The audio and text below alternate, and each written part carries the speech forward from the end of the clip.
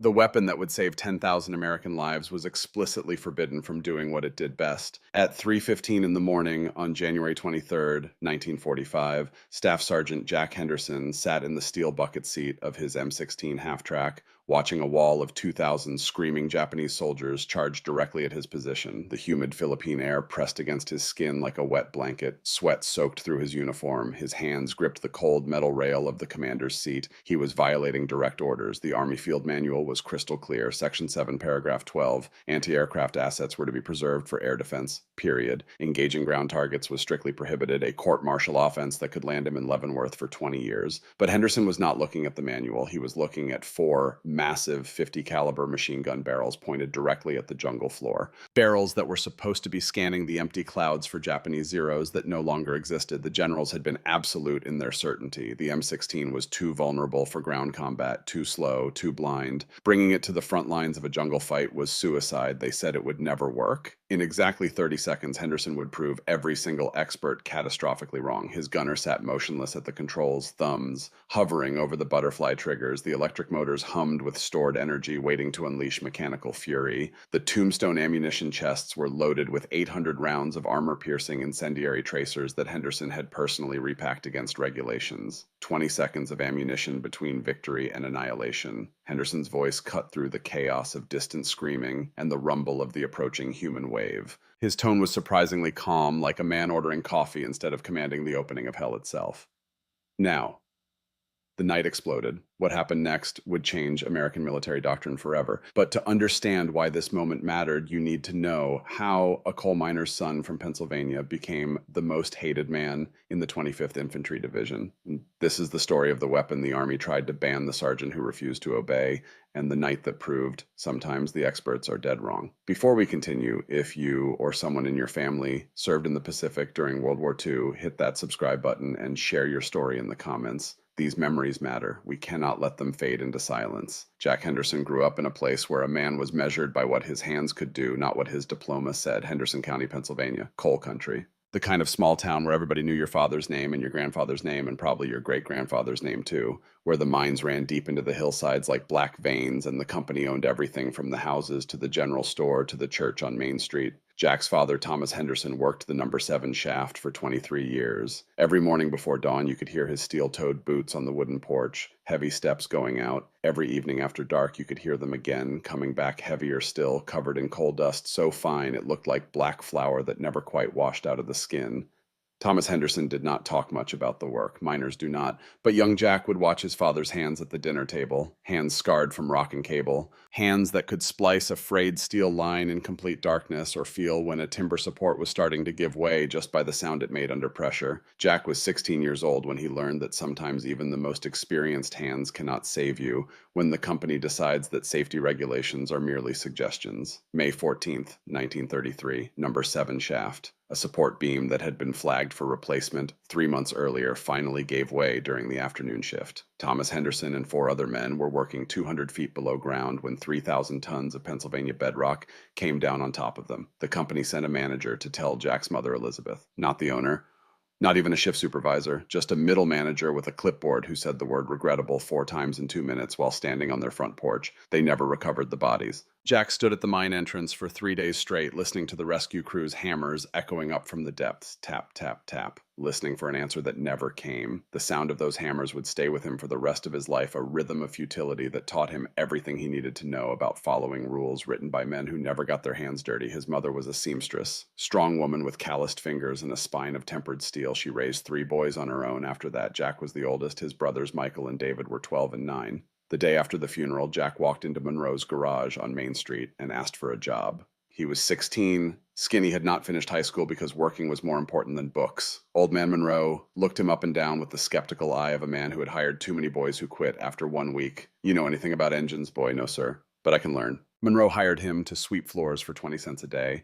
6 months later, Jack Henderson could diagnose a misfiring cylinder by sound alone. A year after that, he was rebuilding transmissions by himself in the back bay. By the time he was 20, farmers were driving 30 miles just to have him work on their tractors because he was the only mechanic in 3 counties who could fix something without replacing half the parts and charging double. He learned everything from manuals borrowed from the library. Sat up late by candlelight in the small house he shared with his mother and brothers, studying diagrams of carburetors and crankshafts and valve trains, teaching himself what the company men with their engineering degrees had spent 4 years in college learning. The company foreman did not like it much when he pointed out design flaws in their equipment or suggested improvements to standard procedures. You are a mechanic, not an engineer, they would say. Stay in your lane. Jack learned to keep his observations to himself, but he kept notebooks, sketches, calculations, improvements to the standard designs that he knew would work better than what came out of Detroit. He had been underestimated before. He knew exactly how that story ended. December 7th, 1941, Pearl Harbor. Jack Henderson was 24 years old, making $60 a week, keeping Monroe's garage running. He had a deferment, critical civilian worker. Keeping farm equipment operational was essential to the war effort, they said. He could sit out the war in perfect legal safety. He enlisted anyway. His mother did not understand. You have a good job, Jack. You are taking care of your brothers. You do not have to go. Jack looked at his father's picture on the mantel, looked at his younger brothers who were watching him with wide eyes, waiting to see what kind of man their oldest brother would become. Somebody has to go, Ma. If I do not, some other mother's son will. Might as well be me. 3 weeks later, he was on a train to Fort Bliss, Texas, carrying one duffel bag and his father's pocket watch, which had stopped forever at 2:17 in the afternoon on May 14th, 1933. The Army did not know what to do with Jack Henderson at first. He scored 98% on the mechanical aptitude test, the highest score in his entire battalion. The recruiting sergeant looked at the results 3 times, convinced there had been a scoring error. Says here you only finished 10th grade. Yes, sir. But you understand differential gear ratios and hydraulic pressure systems. Yes, sir. Learned them from manuals. A captain noticed. Captain Theodore Walsh, West Point, class of 36. The kind of officer who judged men by what they could do, not where they came from or what credentials they carried. Henderson, you ever work on anything military? No, sir. Just cars and tractors. How would you like to work on something that kills Japanese? That is how Jack Henderson found himself assigned to anti-aircraft artillery training on a weapon system so new that half the technical manuals had not even been printed yet, the M16 multiple gun motor carriage. The first time Jack saw it, something changed in his chest. An immediate recognition, like meeting someone you were always supposed to know. Picture this, an M3 half-track chassis, same as they used for troop transport. But instead of benches for soldiers in the back, the entire rear section was fitted with a massive powered turret. And mounted on that turret, 4 M2 Browning 50 caliber heavy machine guns, all locked together in a single unit pointing at the sky. The guns alone weighed over 400 pounds. The turret, fully loaded with ammunition, weighed nearly a ton. The whole contraption sat on top of a vehicle with armor so thin you could punch through it with a determined screwdriver. But that was not what made it special. It was the electric motors. Most gun turrets in 1943 were manual. You cranked a wheel with your arms and shoulders. You fought against the weight of steel and ammunition to move the guns into position. It was slow, exhausting work that limited how fast you could track a fast-moving target. The M16 had a Briggs & Stratton generator bolted to the back of the turret, same kind of engine you would find on a lawnmower back home. That generator charged a set of heavy industrial batteries. Those batteries powered electric motors that could spin the entire ton of metal and weaponry 360 degrees in under 3 seconds. The gunner did not crank anything. He held 2 control sticks exactly like a modern fighter pilot. Twitch your wrist, left, the turret snapped left. Push forward, the guns elevated toward the sky. Pull back, they dropped to horizontal. Jack stood there in the Texas sun, watching the demonstration gunner traverse the turret, back and forth in smooth arcs, and he understood something the officers did not yet understand. This was not just an anti-aircraft gun. This was a precision instrument that could put devastating firepower anywhere within a 360-degree radius faster than a human eye could track. They spent 6 weeks at Fort Bliss learning the system. Jack absorbed everything like a dry sponge in water. How to field strip the Browning 50s until he could do it blindfolded. How to diagnose electrical faults in the Traverse motors using nothing but a multimeter in his ears. How to calculate lead angles for aircraft moving at 300 miles per hour. He met his crew during week 4. Corporal Tommy Rizzo was assigned as the loader. Brooklyn kid with fast hands and nervous energy that expressed itself in constant talking. 19 years old, though Jack suspected he was younger and had lied about his age to get past the recruiters, Tommy's job was to keep the guns fed during combat. The Tombstone ammunition chests held 200 rounds each. At full cyclic rate, a gun would eat through a chest in about 25 seconds. That meant Tommy would need to swap out heavy steel chests constantly while the turret spun and the truck bounced and hot brass rained down around him. Sarge, you really think we are going to shoot down Japanese planes with this thing? Jack looked at the kid. Saw himself at 16 standing outside that mine shaft, wanting desperately to believe something good could come from tragedy. I think we are going to do whatever needs doing, Corporal. Private Billy Crawford became the driver. Tennessee farm boy, 22, quiet in the way that men from the mountains are quiet. He carried a Bible in his breast pocket and never cursed even when he smashed his thumb changing a track link. He had grown up driving tractors over rough Appalachian terrain and could keep a vehicle steady on ground that would flip a normal driver. One night, after training, Jack found Billy reading his Bible by flashlight outside the barracks. "You, religious Crawford." "Yes, sir. My daddy was a preacher." "You believe God is on our side in this war?" Billy thought about that for a long moment, really considered it, instead of giving the easy patriotic answer. "I believe God is on the side of people trying to do right, sir. Whether that is us or not, I guess we will find out by how we act when it matters." Private First Class Pete Novak became the gunner. Chicago boy, 24, former competitive rifle shooter who had joined the Army to escape the assembly line at a factory making washing machines. He had a peculiar habit of spending hours adjusting the optical sight on the gun mount, tweaking the crosshairs to perfect alignment, then disassembling it and doing it all again just to verify his work. "You know, that is already calibrated from the factory, Novak." "I do not trust factory calibrations, Sarge. I trust what I verify myself." Jack smiled. "We are going to get along fine." They were not just a crew, they became brothers. Different backgrounds, different reasons for fighting, but bound together by the same steel and the same mission and the same determination not to let each other down when the moment came. January 1945, they got their orders. Philippines, Luzon Island, 25th Infantry Division. The war in the Pacific was grinding toward its bloody conclusion. The Japanese were cornered, desperate, more dangerous than ever because they had nothing left to lose. As they boarded the transport ship in San Diego, Jack looked at his crew one last time before the ship pulled away from American soil. Tommy, barely old enough to shave, Billy with his Bible, Pete with his notebooks full of ballistic calculations. "Stay close to me, boys. We are going to see this through together." They had no idea what the jungle would demand from them. No idea that in 6 weeks they would face a test that would either validate everything Jack believed or kill them all trying. The Philippines hit them like walking into a steam room fully clothed. It was not the heat that got you first, it was the humidity. Air so thick with moisture you could see it hanging between the trees. Sweat soaked through your uniform before you walked 10 feet. Everything was wet. The ground, the trees, your rifle, your socks, your letters from home. Everything except your mouth, which was always dry from breathing air that felt like hot soup. The jungle was different from anything they had trained for in Texas. Dense, claustrophobic, visibility measured in feet instead of miles, the kind of place where you could hide an entire regiment 30 yards from the road and never see them until they were on top of you with bayonets. Their battalion commander laid it out in the first briefing. Major Brennan, thick-necked career officer with a voice like gravel in a cement mixer. "Gentlemen, your mission is air defense. The Japanese have been hitting our supply lines with what is left of their air force. Your job is to keep our planes in the sky and their planes on the ground. You will position your vehicles at strategic points along the supply routes, and you will maintain constant vigilance."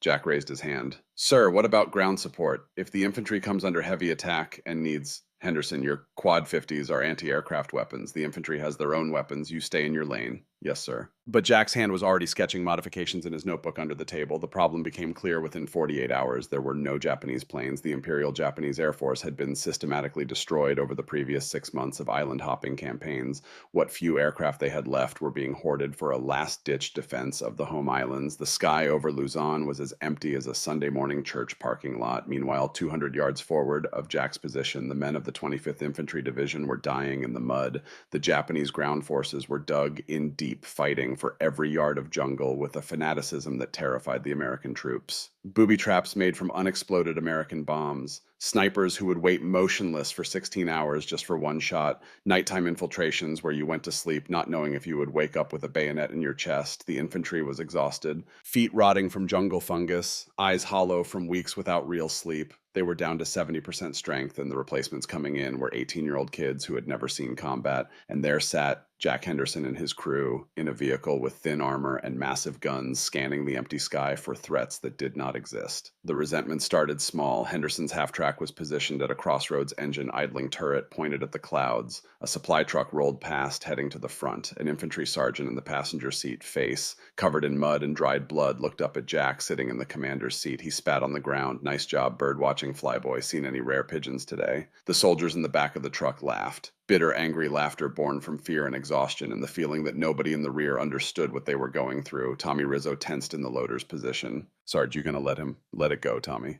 But I said let it go. Jack watched the truck disappear down the muddy road. His jaw was tight. His hands gripped the rail harder than necessary, but he said nothing. The mockery escalated through the week. At the evening chow line, an infantry corporal stepped in front of Tommy Rizzo. Could not have been more than 22, with the kind of aggressive posture that comes from being scared for too long. Real soldiers eat first. Bird watchers wait. Tommy's hands balled into fists. The kid had 30 pounds on the corporal and youth on his side and Brooklyn Street fighting experience. Jack put a hand on his shoulder. Stand down, Rizzo. Sarge, he cannot just, I said, stand down. They waited. Ate after the infantry had taken their share. The stew was cold by then, grease congealed on top like a layer of wax. Pete Novak ate methodically, not looking up from his mess kit. We could prove ourselves, Sarge. One good engagement and they would see what we can do. Cannot prove ourselves against planes that do not exist, Novak. No, sir. But we could prove ourselves against something else. Jack looked at his gunner. Pete was staring at the jungle with the calculating gaze of a man working through a complex equation, thinking the same thing Jack had been thinking for days. The worst came during week 2. A young infantry lieutenant conducted an inspection of the defensive positions, fresh out of officer candidate school with a clean uniform and an academy haircut. Probably been in country less than a month. He looked at Jack's M16 at the 4 heavy barrels pointed skyward. Good.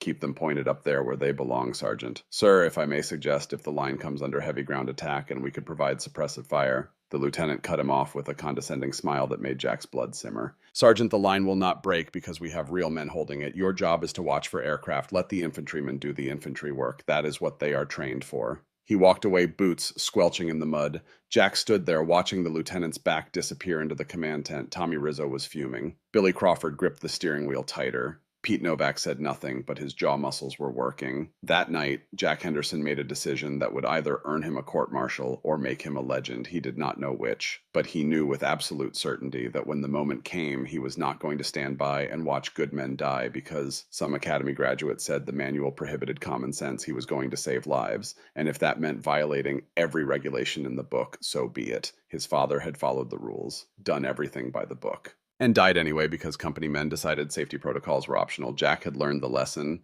Sometimes the book is wrong. Sometimes you have to trust what you know in your bones over what someone in an office thinks should happen. He pulled out his notebook, started sketching modifications, started planning for a battle the experts said would never happen.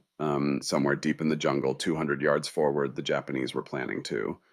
Colonel Takeshi Yamamoto stood on a ridge overlooking the American positions, watching them through German-made binoculars as the afternoon sun painted the jungle in shades of gold and shadow. He was 42 years old, 20 years in the Imperial Japanese Army, had fought in Manchuria where the winters froze your breath in your lungs, had fought in China where the summers melted men into the ground, now the Philippines where the jungle itself was a third combatant that killed without discrimination. Yamamoto knew this war was lost, had known it since Midway in 42 when the Imperial Navy lost 4 carriers in a single day, had known it with increasing certainty through every island that fell, every transport ship that never reached its destination, every supply convoy that American submarines sent to the bottom of the Pacific. But knowledge of defeat did not erase the obligations of honor.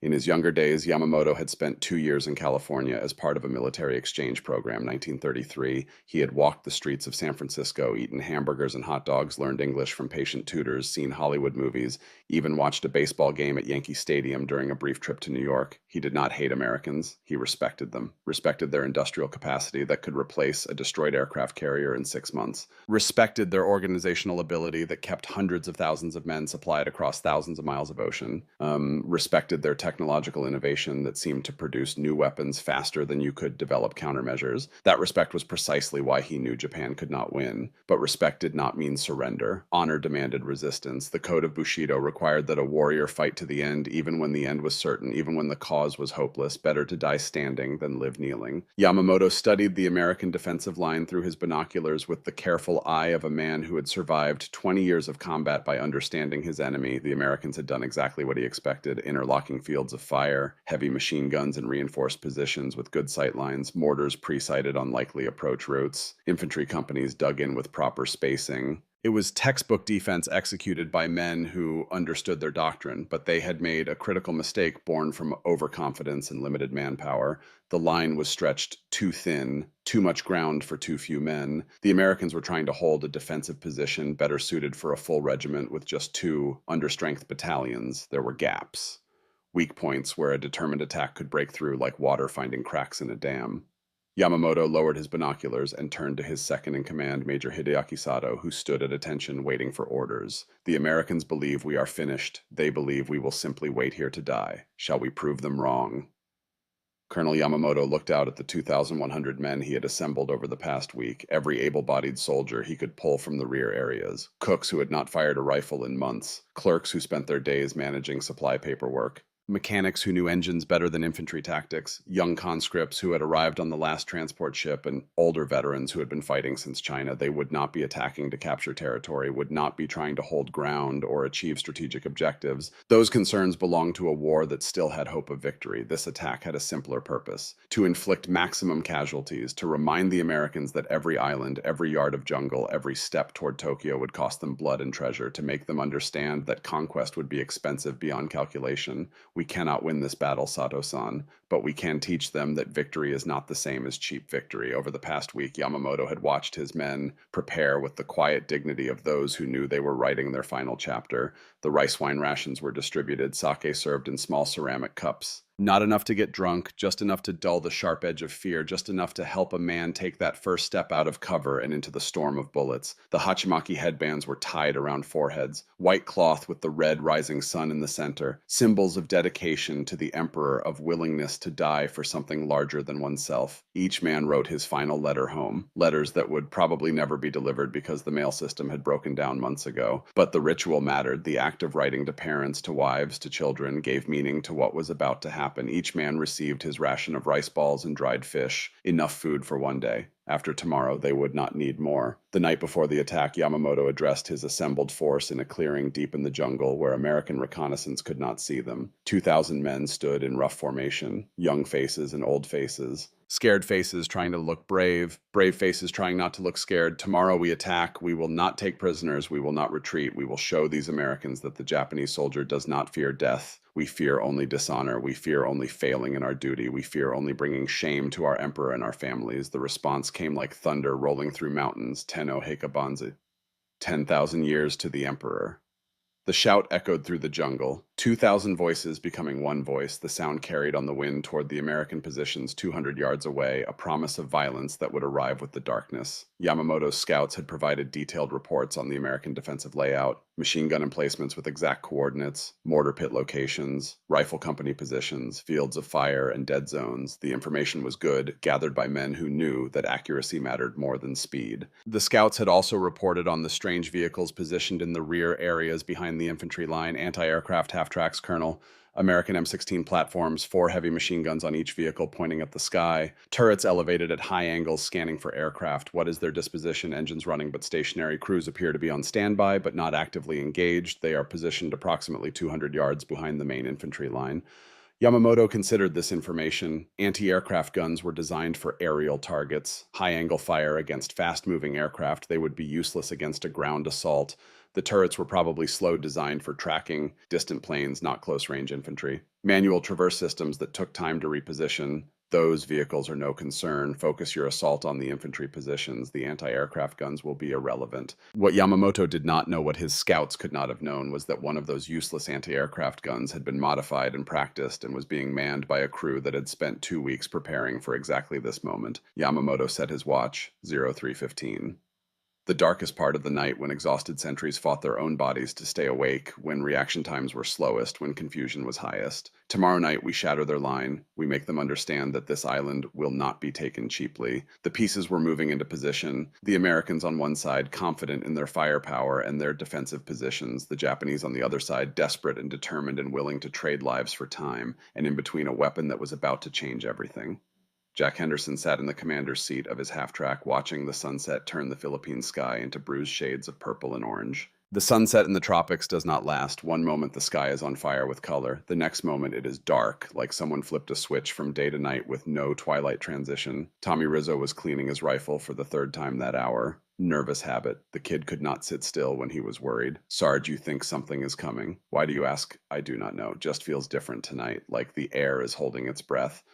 Jack had learned to trust that feeling. Combat veterans knew it well. The silence before a storm, the way the jungle changed when danger was close, animals going quiet, insects stopping their endless chirping, the world holding still like it was waiting for violence to begin. Keep your gear ready, Tommy, and get some sleep when you can. Billy Crawford sat in the driver's seat with his Bible open on his lap, not reading, just holding it like a talisman against the darkness. What passage you on Crawford's Psalm 23? Yea, though I walk through the valley of the shadow of death, I will fear no evil. You afraid Billy thought about it with the careful consideration he gave to important questions? Yes, sir. But my daddy used to say that courage is not the absence of fear. Courage is being afraid and doing what is right anyway. Your daddy was a wise man. Pete Novak was at the gun controls, running through target acquisition drills for what must have been the 100th time that day. Track left, lock, track right, lock, elevation up, elevation down, smooth movements burning the muscle memory deeper. Novak, you are going to wear out the motors. Just making sure, Sarge. If something happens, I want to know exactly how this machine responds. No surprises when it matters. Jack climbed down from the half-track and walked 50 yards to a small clearing where he could see the stars appearing in the darkening sky. He pulled out his father's pocket watch. The one Thomas Henderson had carried for 23 years in the mines, the watch that had stopped forever at 2:17 in the afternoon on May 14th, 1933. He held the weight of it, felt the stopped gears that would never turn again, thought about the man who had carried it. His father had followed the rules, done everything by the book, trusted that the company men knew what they were doing when they marked a support beam for replacement and then ignored their own recommendation. And Thomas Henderson had died because someone decided safety protocols were optional. Jack had learned the lesson young. Sometimes the book is wrong. Sometimes the people in charge do not know better than the people doing the work. Sometimes you have to trust what you know in your bones, even when everyone with authority is telling you otherwise. When the moment came, and Jack was increasingly certain it was coming soon, he was not going to wait for permission from some rear echelon officer who had never seen combat. He was going to save lives. Sarge Tommy Rizzo approached quietly, looking younger than his 19 years in the fading light. What is it, Rizzo? Can I ask you something? Go ahead. How do you know when it is time to disobey orders? Jack looked at the kid, saw himself at 16, making hard decisions too young because circumstances did not care about age. You will know, your gut will tell you, and when that moment comes, you will have to choose between what the manual says and what is right, between what is safe for you and what is necessary for everyone else. What if I choose wrong? Then at least you chose. That is better than standing by while good men die because you were too scared to act. Tommy nodded slowly, processing that. Get some sleep, Rizzo. You are going to need it. The hours crept by with agonizing slowness. Midnight, 0100, 0200. The jungle was never completely silent. There were always sounds. Insects chirping in rhythmic waves, frogs calling to each other, the occasional cry of a nightbird hunting. These sounds were normal, the background noise of a living ecosystem, but around 0230, everything changed. The insects stopped chirping, the frogs went quiet, even the wind seemed to hold its breath. Jack sat up in his commander's seat, every sense suddenly alert. Billy Crawford, on watch in the driver's seat, spoke quietly. You feel that, Sarge? Yeah. Something is wrong. Pete Novak powered up the turret motors without being asked. The hum of electricity filled the night air, a mechanical sound that felt reassuring in the unnatural silence. Tommy Rizzo loaded fresh ammunition belts with hands that were steady now. Fear had been replaced by focus. The time for nervousness was over. Now there was only the work. Jack looked at his crew, 3 men who had become brothers, 3 lives he was responsible for. Whatever happens in the next few hours, you boys have been the best crew a sergeant could ask for. We are not going anywhere, Sarge. Tommy's voice was firm, all the way to the end. Billy's quiet mountain drawl. Gun control is optimal. Ready on your command. Pete's precise Chicago diction, 0300 hours. The silence was absolute now. Even the night insects had abandoned their posts. The jungle held its breath. Then, from deep in the trees, came a sound that would haunt every veteran of the Pacific Theater for the rest of their lives. Low at first, rising, getting louder like a wave building before it crashes. A chant. Thousands of voices moving as one. Banzai, Banzai, Banzai. Jack grabbed the intercom with one hand and his rifle with the other. All stations stand to. This is it. Crawford, start the engine. The half-track engine roared to life, drowning out some of the distant chanting, but not all of it. The war Jack Henderson had been preparing for was about to find him, and in less than 10 minutes he would either prove every expert catastrophically wrong or die trying. The chanting grew louder, closer, more voices joining until it sounded like the earth itself was screaming. 3:15 a.m. The attack began. The chant of Banzai rose to a fever pitch and then transformed into something beyond language. 2,000 men screaming as one, the sound echoing off the jungle canopy like thunder trapped in a bottle. Flares popped overhead with hollow thumps. Parachutes deployed, drifting down slowly, bathing the clearing in flickering yellow light that cast everything in sick, shifting shadows. And in that light, the American infantrymen saw their nightmare made real. The tree line was emptying, not in squads or platoons or companies, all at once. A solid wall of brown uniforms moving as one organism across the open ground. No gaps, no formations, just a human flood with fixed bayonets and death in their eyes. The sound was overwhelming, not just the screaming, but the physical impact of 2,000 pairs of boots hitting earth in rough unison, the metallic clinking of bayonets and equipment, officers' voices shouting orders in Japanese, all of it blending into a wall of noise that made thought impossible. The American infantry did not wait for commands. Every weapon opened up simultaneously. The noise was deafening, but different from the Japanese charge. Where the enemy made organic, chaotic sound, the American fire was mechanical, rhythmic, industrial. The M1 Garand rifles cracked in staccato rhythm, 8-round clips being emptied, the metallic ping as the empty clip ejected, brief pause for fumbling reload, then 8 more shots. The bar gunners held their triggers down, 20-round magazines burning through in 3-second bursts that sounded like canvas ripping. And the anchors of the defense, the old water-cooled M1917 machine guns from World War I, settled into their steady, terrible rhythm. Thump, thump, thump, thump. Slower than modern guns, but relentless as a heartbeat. The first wave of the Japanese charge hit the wall of bullets and collapsed. Bodies dropped like puppets with cut strings. They piled up in heaps, creating barriers of flesh and bone 30 yards from the foxholes. It looked like the attack had failed completely. Dozens of Japanese soldiers down in the first 10 seconds, but the second wave did not stop, did not even slow down. They ran over the bodies of the fallen, used their own dead as stepping stones, literally running across the backs and heads of their comrades without breaking stride. That was when the American infantry started to feel the cold touch of fear. You shoot a man, he is supposed to fall. That is how combat works. You put a bullet in someone, they stop coming at you. These men were not stopping. Hit in the arm, keep running. Hit in the leg, crawl forward. Hit in the chest, run 3 more steps before going down. The distance closed with terrible speed, 200 yards, 150, 100. The M1 Garand, as good as it was, revealed its limitation. 8 rounds, then reload. In a normal engagement, that is fine. You fire, take cover, reload, fire again. But in a Banzai charge, there is no time. A rifleman empties his clip. The metallic ping announces to everyone that he is empty. His hands shake, fumbling for a fresh clip in his ammunition pouch. Fingers slippery with sweat, finds the clip, tries to shove it into the receiver, misses the first try. The Japanese are 20 yards closer, second try. The clip slides home, slap the bolt forward, raise the rifle, 4 seconds total. The enemy has gained 30 yards. The heavy machine guns were in worse trouble. The M1917S were water-cooled, brilliant design from the previous war. But if you fired continuously for too long, the water in the cooling jackets started to boil.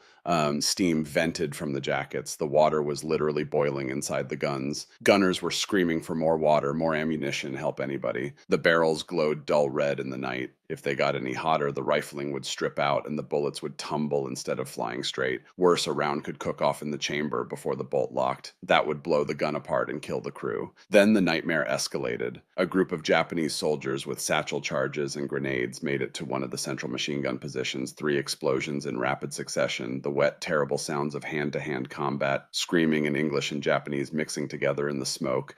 The rhythmic thumping of that M1917 stopped. The center of the American line had just lost its anchor point. The soldiers on either side realized they were about to be flanked. No covering fire from the center. Japanese soldiers pouring through the gap like water finding cracks. The retreat was not ordered. It just happened. Survival instinct overriding discipline. Men scrambled out of foxholes, dropped their heavy gear, ran for the secondary positions. Some did not even grab their rifles, just ran. The Japanese were inside the wire now. They fanned out like water, finding every crack, hunting the retreating Americans, throwing grenades into command tents, bayoneting wounded who could not run. The battalion radio net became chaos. Position Fox is overrun. Repeat Fox is gone. We need artillery on grid. 779er, danger close. Artillery cannot fire. They are mixed in with our guys. Pull back to the rally point. The sector commander looked at his map and realized he had nothing left. No reserves close enough. The line was shattered. The Japanese were running wild through his positions. In 60 seconds, the entire front had collapsed. Hundreds of American soldiers running for their lives. Thousands of Japanese soldiers chasing them down. And between the chaos and the supply dump, there was only one organized unit left. 200 yards back, Staff Sergeant Jack Henderson watched it all through his binoculars. He could see the tracers from Japanese guns shooting behind the American foxholes,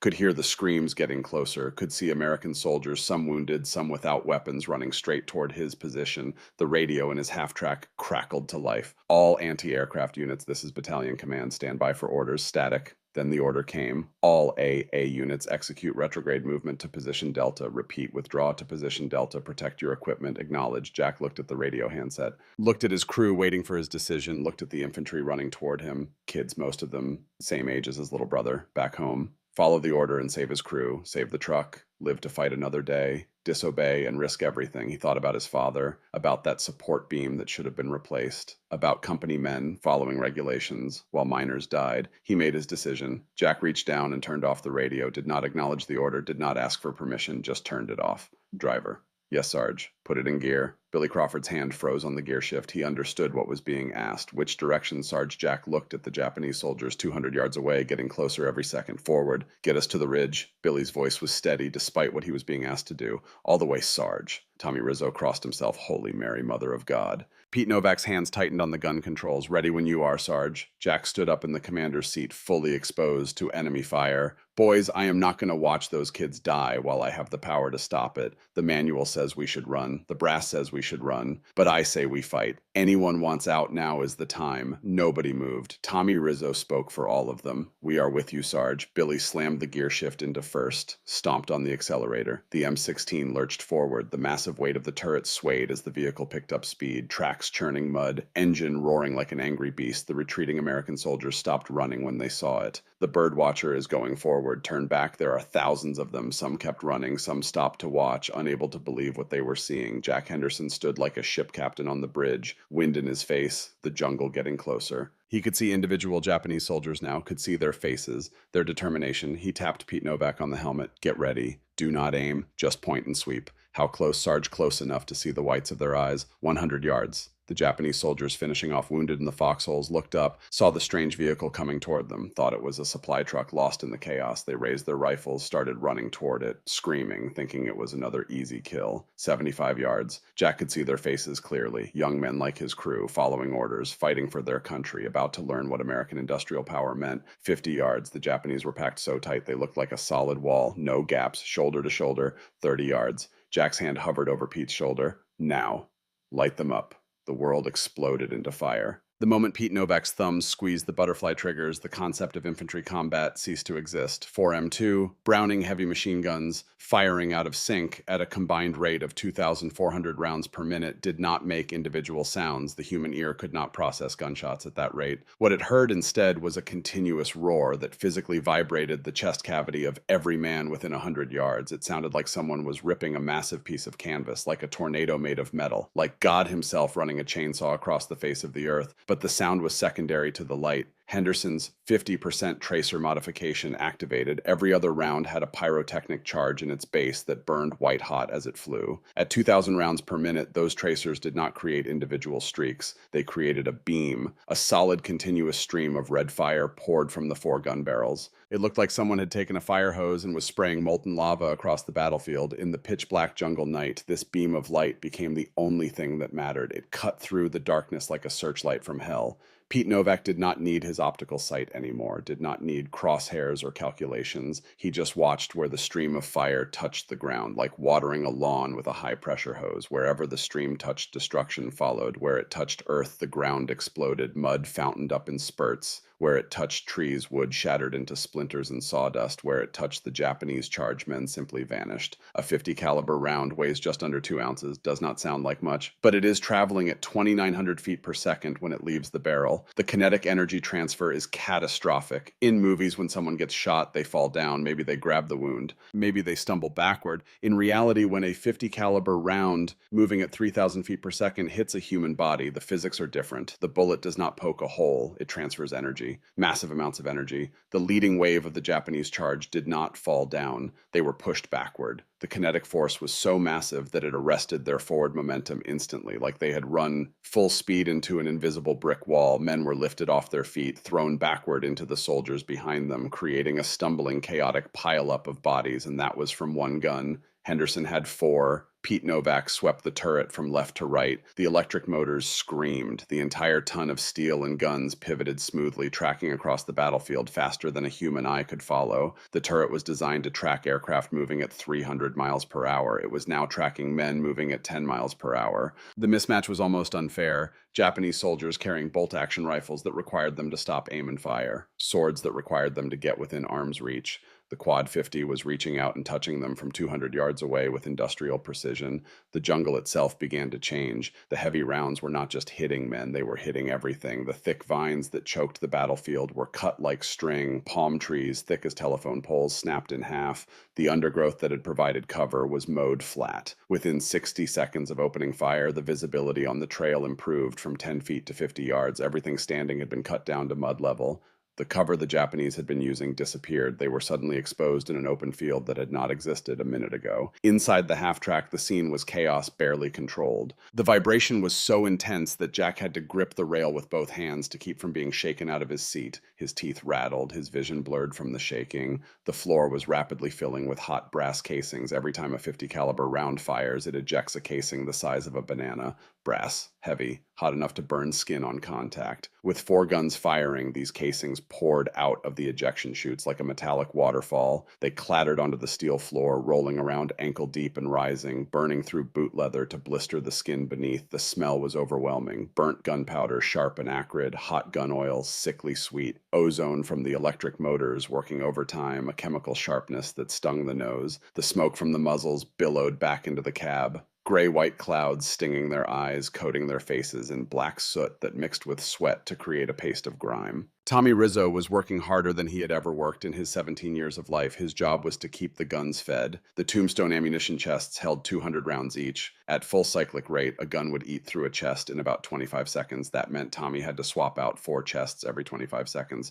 while the turret spun wildly and the truck vibrated like an earthquake and hot brass rained down around him. Unlatch the empty 100-pound steel chest. Throw it to the floor without falling on the moving truck, grab a fresh chest from the reserve, heave it up onto the mount, lock it in place with shaking hands, feed the ammunition belt into the receiver with precise alignment. If he dropped a chest, if he fumbled the feed, the guns would go silent, and they would all die. But Tommy Rizzo moved with frantic robotic rhythm born of pure determination and terror channeled into focus. Unlatch, toss, lift, lock, feed. His hands were blistered, bleeding. Burned by the hot barrels, he did not stop. Jack watched him work and thought that if they survived this, the kid was getting a medal, even if Jack had to pin it on him personally. Out in the killing field, the Japanese officers were trying to adapt. A frontal assault against this weapon was clearly suicide, so they shouted orders to flank. Squads peeled off to the left and right, moving into deeper jungle, trying to get around the cone of fire. They thought the vehicle was like a tank, slow-moving turret, could only look in one direction at a time. If they moved fast enough, they could get into its blind spot. They did not understand the M16. Pete Novak saw the movement on the left flank through the smoke. He did not have to crank a wheel or shout for help rotating the turret. He just twitched his wrist. The electric motors screamed. The turret snapped 90 degrees to the left in a fraction of a second. The stream of tracers whipped around, catching the flanking squad in the open mid-stride. They were cut down before they could even raise their rifles. Pete snapped the turret 180 degrees to the right. The guns roared. The second flanking group disappeared into the red beam. The traverse speed was terrifying. Faster than a human could run. Faster than they could react. There were no blind spots. There was no safe angle. The birdwatcher saw everything. The American infantry who had been retreating stopped running. Private First Class Danny Kowalski from Pittsburgh stood, chest-heaving rifle clutched in muddy hands, watching the half-track that everyone had mocked sitting alone in the middle of the road, fighting an entire regiment. The beam of red tracers swept back and forth across the battlefield like the finger of God pointing out the damned. Wherever it touched, Japanese soldiers fell, not fell, disintegrated. Something changed in Danny Kowalski. The panic that had broken his courage evaporated, replaced by shame and determination. The birdwatchers are holding the line. He said it out loud to nobody and everybody. The goddamn birdwatchers are holding the line. Danny turned around, raised his M1 Garand, started firing toward the Japanese positions. One by one, other infantry riflemen stopped running. They looked back, saw the impossible, saw the useless supply truck standing alone against the darkness, saw that they were not abandoned. They dropped back into the mud, into shell holes behind fallen logs. They raised their weapons. The distinctive crack of M1 Garands joined the roar of the Brownings. The heavy machine gun crews who had abandoned their weapons when the line broke saw what was happening. They ran back to their positions, started pouring water on the overheated barrels, cleared the jams, locked fresh ammunition belts into place. The M1917S resumed their steady thumping rhythm. The spine of the defense, which had snapped 10 minutes ago, was welding itself back together, and the weld point, the core around which it reformed, was the burning heart of the M16. Jack Henderson saw the infantry returning to the fight. These were the same men who had spit on his truck, called him birdwatcher, told him to let the real soldiers do the fighting. Now they were fighting alongside him. He did not feel vindictive, did not feel superior. He felt relief. That is right, boys. We are not done yet. Colonel Yamamoto, watching from the tree line, saw his attack stalling. The momentum of a Banzai charge relies on terror and speed. You close the distance before the enemy can react. You overwhelm them with bodies and determination. But his men could not get past the wall of fire the half-track was creating. The pile of bodies in front of the American position was growing, horrifyingly high, a testament to what concentrated firepower could do to infantry in the open. And for the first time in the attack, Yamamoto saw his soldiers hesitating, not retreating, not yet, but hesitating, looking back at the jungle, questioning whether honor was worth running into that red beam of death. The guns were reaching their breaking point. Jack could see it. The lower left barrel was glowing bright cherry red in the darkness. You could actually watch the bullets traveling down the bore streaks of light against the glowing metal. Machine gun barrels are made of steel, hardened, treated, designed to withstand extreme temperatures, but even steel has a melting point. If the barrel got too hot, the rifling would strip out, the bullets would tumble, fly wild, become useless, worse a cook-off, a round detonating in the chamber before the bolt locked. That would blow the gun apart and send shrapnel through the crew like a grenade going off inside the cab. Jack grabbed his canteen, leaned out of the commander's seat, fully exposing himself to enemy fire. Rounds pinged off the armored plate inches from his head. He did not flinch, poured water directly onto the glowing barrel. The water flashed to steam instantly, a violent hissing like a wounded dragon. A white cloud erupted around the turret. It was not enough. One canteen against hundreds of degrees of accumulated heat. Jack looked at Pete. We have to keep firing or they will overrun us. Barrels might blow Sarge. Might is better than definitely dying. Keep shooting, Tommy Rizzo, hands raw and bleeding, slammed another set of ammunition chests onto the mounts, screamed over the roar. Last cans, Sarge. We are dry after this. Jack looked at the remaining ammunition, 800 rounds total across all 4 guns. At full cyclic rate, 20 to 25 seconds of fire. He looked at the Japanese forces. They were wavering. The relentless mechanical slaughter was finally breaking their spirit, but they were not broken yet. Colonel Yamamoto, seeing his attack stalling, made the decision that would define the battle. He committed his final reserves. Every man he had left, cooks, clerks, his own headquarters staff, one final push for the Emperor Tenno Heike Banzai. A new wave of Japanese soldiers emerged from the tree line, hundreds of them, and at the front grenade throwers carrying satchel charges. If even one grenade made it into the open turret tub, the battle was over. 50 yards, 40, 30. Jack's hand gripped Pete's shoulder. Empty every last round. Pour it on. Finish them. Sarge, if the barrels... I do not care if they melt. Finish them. Pete depressed the triggers all the way. All 4 guns screaming in perfect mechanical fury. The sound transcended noise and became a physical force. The tracers a solid beam, now no gaps, just continuous light. Pete aimed at the ground in front of the grenade throwers. The 50 caliber rounds hit the hard-packed mud of the road and ricocheted upward at shallow angles, bullets shattering into fragments, jacket material breaking apart, creating a spray of metal shards, like turning the ground itself into a claymore mine. The grenade throwers went down in a spray of dirt and blood. Their explosives detonated harmlessly in the mud where they fell. Tommy Rizzo was sobbing now, exhaustion, fear, determination, but his hands never stopped moving. Unlatch, toss, lift, lock, feed. The rhythm continued even as his vision blurred from tears and smoke. The last belt fed into the receiver. 800 rounds, dwindling fast. 700, 6, 5. Pete swept the turret in one final full traverse, left to right, covering every approach, every angle. The red beam of tracers arced across the battlefield like a lighthouse sweeping for ships in a storm. The Japanese charge shattered. The survivors were looking back at the jungle now. The fanaticism breaking, the determination crumbling. Honor would not stop a 50 caliber bullet. Spirit could not overcome industrial firepower. They started to fall back. Not in formation, not organized, just running, fleeing back to the tree line. Pete chased them with the last of the ammunition. 400 rounds. 3, 2, 100, 50, 20, 10. The guns went silent. The electric motors wound down. The chambers were empty. The belts fed through. The tombstones hollow. After minutes of continuous roar, the silence was deafening. Jack's ears rang so badly he could not hear his own breathing. Tommy Rizzo collapsed on the floor, lying on a pile of brass casings, chest heaving. Billy Crawford slumped over the steering wheel, hands still gripping it, knuckles white. Pete Novak's hands shook so badly he could not let go of the control sticks. Jack grabbed his M1 carbine from its mount, raised it to his shoulder, ready to fight hand to hand if they came back. The crew waited, the infantry waited, nothing emerged from the darkness. The jungle was dead silent. Even the insects had been shocked into silence by the violence. The tiger had been declawed. Tommy's voice from the floor, hoarse and broken. Did we make it? Sarge Jack lowered his carbine, looked at his crew, looked at the smoking barrels, looked at the battlefield. Yeah, Tommy.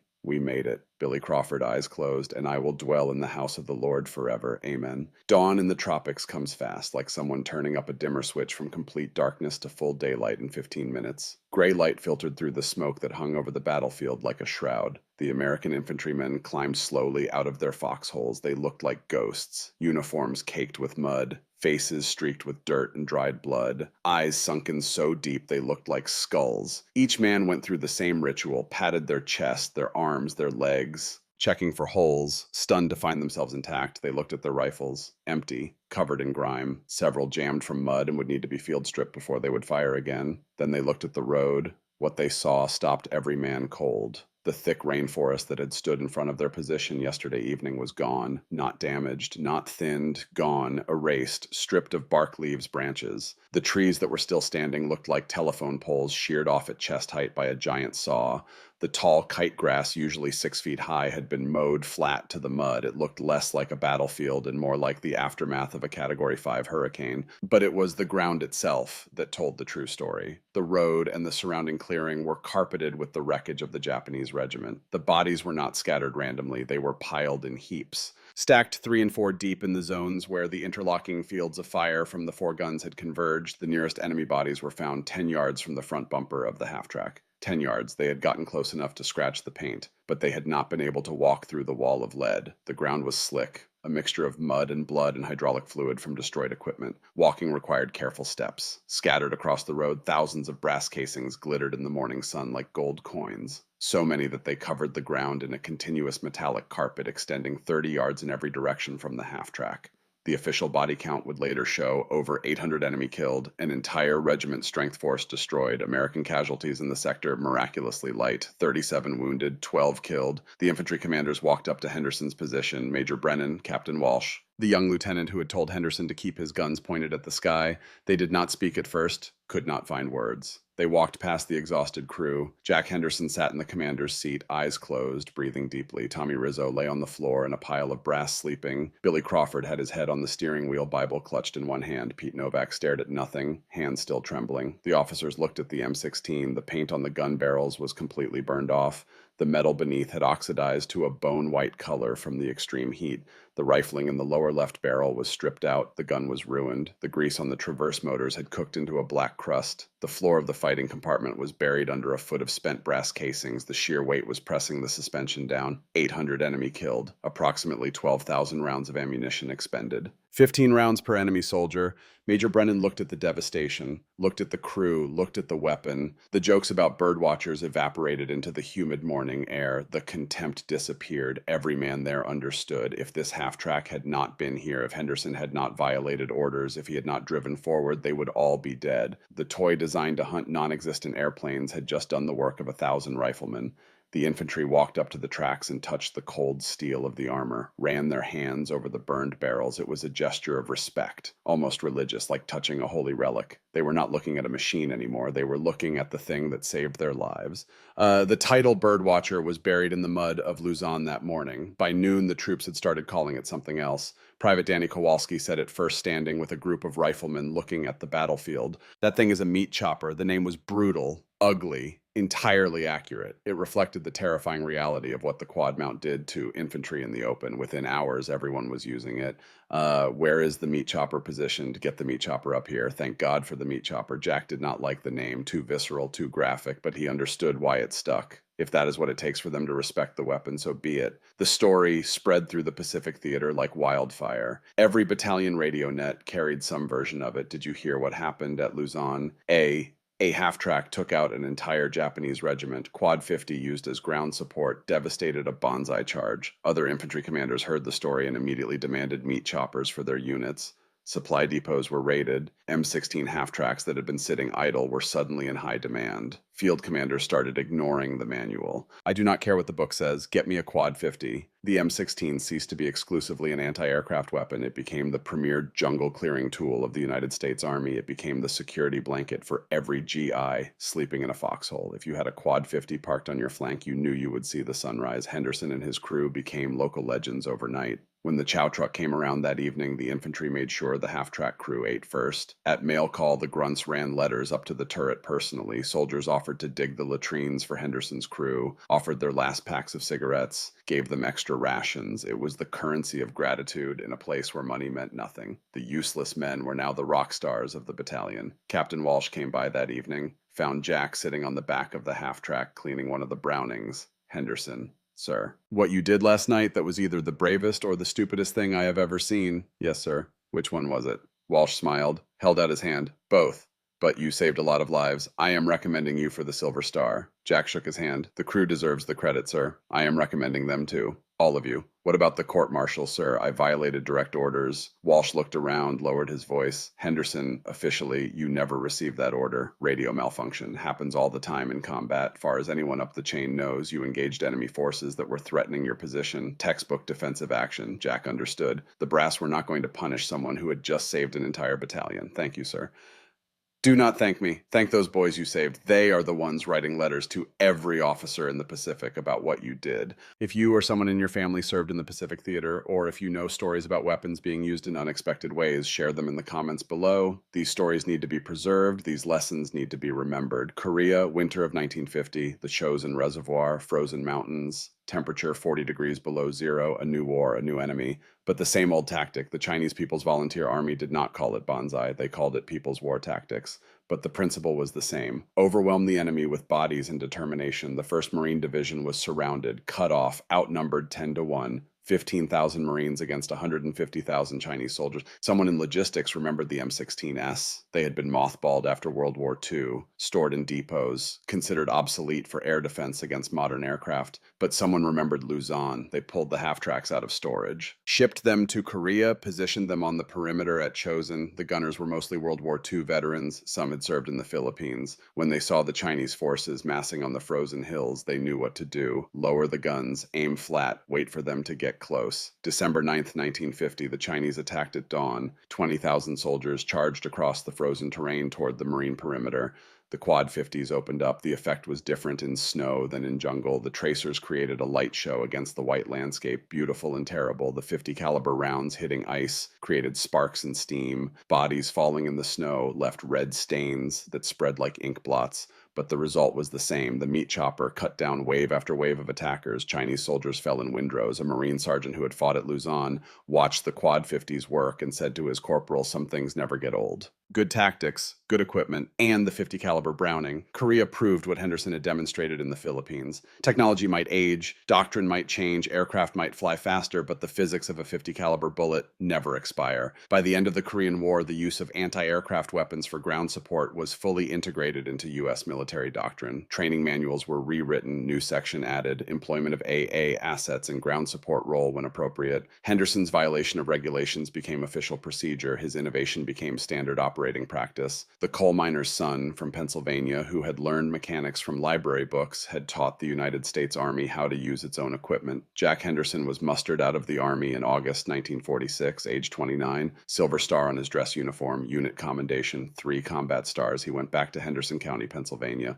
Back to coal country, back to where his father had died. He opened a small garage on Main Street, 2 bays, hand-painted sign, Henderson's Auto Repair. He married a local school teacher named Sarah Mitchell. Quiet woman, practical, understood that some men do not talk about the war. 3 children over the next decade, 2 boys and a girl, normal American life, exactly what he had wanted. Jack rarely spoke about the Philippines. His neighbors did not know he had commanded a weapon that killed hundreds of enemy soldiers in one night, did not know he had violated orders to save an entire battalion, did not know he had changed U.S. military doctrine. His wife Sarah knew the basics, knew he had served in the Pacific, knew he had seen combat. She did not press for details. She had learned early that some doors stay closed. One day his oldest son Michael found a wooden box in the attic. Inside were medals, commendations, a faded photograph of 4 young men standing in front of a half-track. "Dad, what are these?" "Those are from the war." "What did you do in the war?" Jack looked at the medals, had not touched them in years. "My job." "But what was your job?" "I worked on a weapon system, made sure it ran properly, kept the men around me safe." "Were you a hero?" "No, son. Just a mechanic who got put in a tough spot and did what needed doing."